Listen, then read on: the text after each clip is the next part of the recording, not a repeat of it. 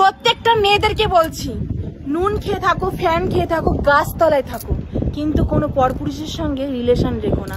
উড়িল লেওড়া, জ্ঞানকে দিতে এসেছে বে।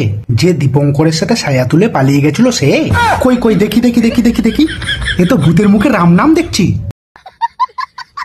কারণ একটা কথা মনে রাখবে যে 1 সেকেন্ডের দায়িত্ব তোমার হাজারো পুরুষ নিতে পারবে, কিন্তু সারা জীবনের দায়িত্ব তোমার স্বামী ছাড়া কেউ নেবে না। তাহলে এতই যে কালে জানো, তাহলে স্বামীর গাড়ি লাতে মেরে চলে গেলে কেন? টুনটুনিতে কাজ করছিল না নাকি? বলো না আমায় তুমি, হবে আমার চিরদিনই। আরে গান্ডুচোদা, তোকে বলার আগে ও 1000 জনকে বলে এসেছে। তোকে কি বলবে বে? ও 1000 জনকে আগে বলে এসেছে। ও নিজের বরেরই হলো না, তোর কি করে হবে? তোর আজকে আছে কালকে থাকবে না। পুশ। কিসের নেশায় তোমায় ছেড়ে থাকতে পারি না। কিসের আবার নেশা হবে? ওর বরেরটা 1 ইঞ্চি ছোট আর দীপঙ্করেরটা 2 ইঞ্চি বড়, এই আর কি, আর কিছুই না।